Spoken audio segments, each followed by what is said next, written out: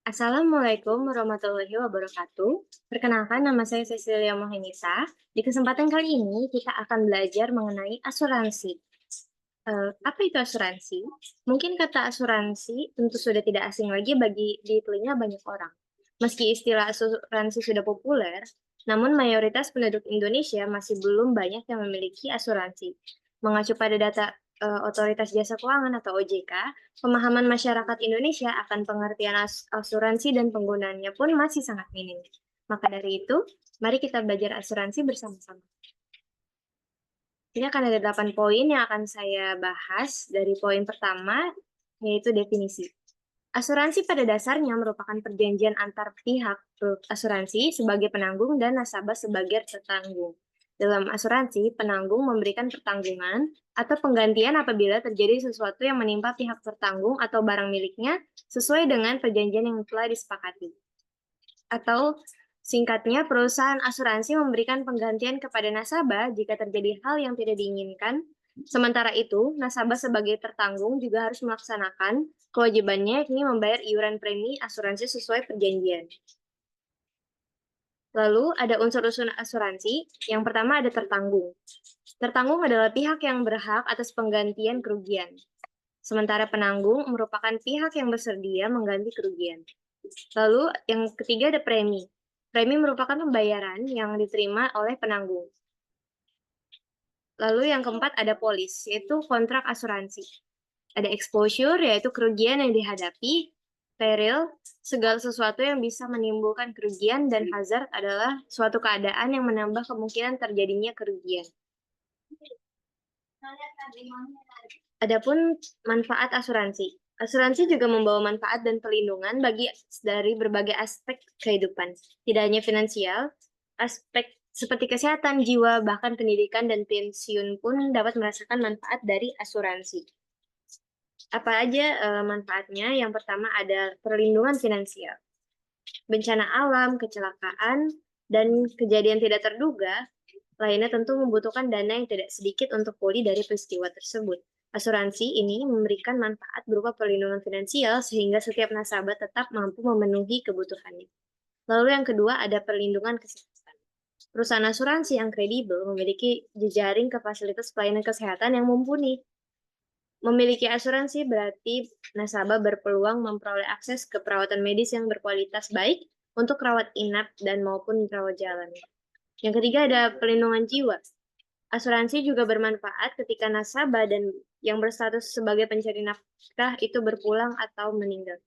Maka ahli waris akan memperoleh akses berupa santunan atau manfaat kematian dari premi asuransi yang dibayarkan oleh nasabah tersebut. Lalu yang keempat, ada perlindungan pendidikan. Biaya pendidikan yang sangat tinggi dan yang selalu meningkat tentu menjadi kekhawatiran bagi orang tua. Solusinya, mereka bisa membuka asuransi untuk menyediakan rencana perlindungan dana pendidikan bagi buah hatinya. Yang kelima ada dana pensiun. Ada asuransi yang memiliki masa pertanggungan nasabah yang memutuskan untuk tidak lagi bekerja dengan alasan pensiun. Asuransi ini memberikan manfaat berupa persiapan dana pensiun, sehingga kebutuhan pada usia senja akan tetap tercukupi. Lalu ada tujuan asuransi. Di sini yang pertama ada yang melindungi kehidupan dan proteksi aset. Ketika terjadi risiko seperti masuk rumah sakit, tidak jarang kehidupan dan aset menjadi korban. Asuransi bisa melindungi kehidupan dan aset yang dimiliki oleh nasabah pada saat hal tersebut terjadi. Nasabah tidak perlu mengorbankan aset karena perusahaan asuransi sudah menanggung biaya dari kejadian tersebut. Lalu yang kedua, memberikan perlindungan finansial dan keamanan jangka panjang. Banyak orang berpikir bahwa dampak asuransi tidak bisa dirasakan pada saat ini. Faktanya, asuransi bertujuan untuk memberikan perlindungan finansial dalam jangka panjang. Nasabah pun tidak perlu khawatir karena keuangan akan tetap aman dalam kondisi apapun. Lalu yang ketiga, mengurangi dampak kerugian akibat kejadian tak terduga. Kejadian tak terduga selalu mengakibatkan risiko, terutama dari segi finansial. Nah, asuransi bisa meminimalkan dampak dan yang sifatnya mendadak tersebut sehingga tidak berkembang menjadi serius. Contohnya nasabah yang meninggal dunia padahal menjadi kepala keluarga. Lalu selanjutnya, ada fungsi asuransi. Tujuan dan manfaat asuransi memang berdampak untuk masa depan, namun asuransi juga memiliki fungsi yang bisa dirasakan selama masa pertanggungannya. Seperti apa fungsi asuransi tersebut? Yang pertama, mengelola risiko. Manajemen risiko diperlukan dalam berbagai aspek kehidupan. Asuransi berfungsi dalam mengidentifikasi, mengukur, dan mengelola risiko yang mungkin terjadi. Nasabah bisa terhindar dari risiko keuangan akibat mengalami kejadian yang tidak terduga karena sudah ditanggung oleh pihak asuransi. Lalu yang kedua, menyediakan keamanan finansial. Asuransi juga berfungsi untuk menyediakan keamanan finansial bagi nasabah. Tidak perlu merasa cemas, karena ketika terjadi di masa sulit, karena sudah memiliki asuransi yang siap menanggungnya. Nasabah hanya fokus pada kewajibannya, yaitu membayar premi dengan periode dan jumlah yang sudah disepakati. Lalu yang ketiga, memberikan ketenangan pikiran. Memiliki asuransi juga berfungsi meningkatkan kesejahteraan secara psikologis. Nasabah bisa merasakan ketenangan pikiran dan tidak perlu khawatir ketika sudah memiliki asuransi. Pikiran yang rileks tentu akan membuat nasabah bisa berkonsentrasi untuk menjalani kehidupan hari-harinya dengan tenang. Lalu di sini ada asuransi umum.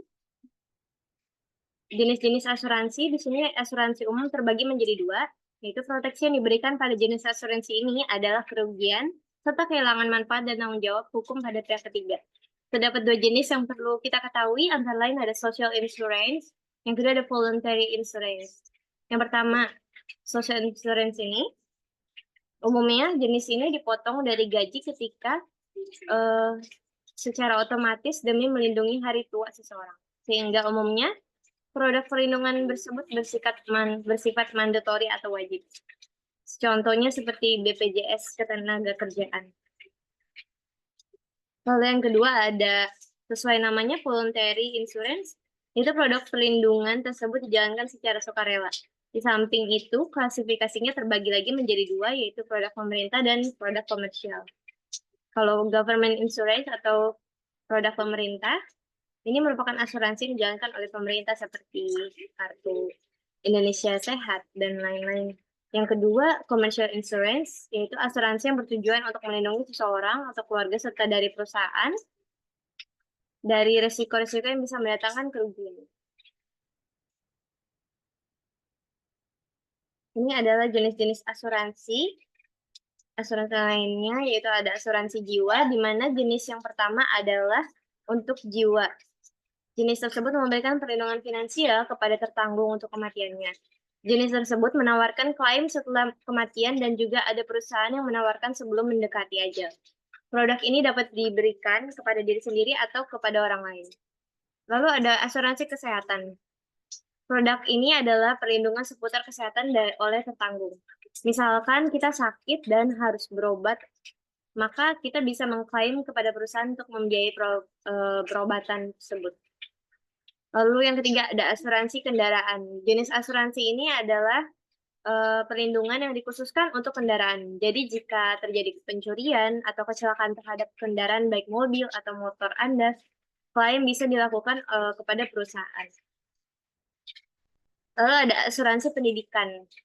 Ini untuk yang tertarik menyekolahkan anaknya hingga ke tingkat pendidikan yang tinggi, kita harus semakin was-was ya melihat biaya pendidikan yang semakin melonjak dari tahun ke tahun, maka jenis asuransi ini memberikan pertahanan bagi proses pembiayaan pendidikan individu, sehingga kita dapat memberikannya kepada seluruh anak-anak kita untuk masa depannya. Lalu untuk asuransi kepemilikan rumah serta properti. Rumah juga bisa mendapatkan proteksi dari hal-hal yang tidak diinginkan dengan asuransi, baik itu dari segi bangunannya maupun perabotan yang ada dalam rumah. Proteksi ini yang diberikan juga beragam, mulai dari kebakaran, kebanjiran, pencurian, dan sebagainya. Lalu ada asuransi bisnis. Jenis asuransi berikut merupakan layanan proteksi untuk kerusakan, kehilangan, serta kerugian dalam jumlah yang tidak kecil yang berpotensi terjadi pada bisnis individu. Misalkan, kantor Anda terkena gempa yang merusak bagian gedung, maka Anda dapat mengajukan klaim kepada perusahaan untuk dana perbaikan. Selanjutnya, setelah kita sudah mempelajari apa itu asuransi, kita mungkin belajar juga bagaimana sih cara kerja asuransi. Di sini cara kerja asuransi adalah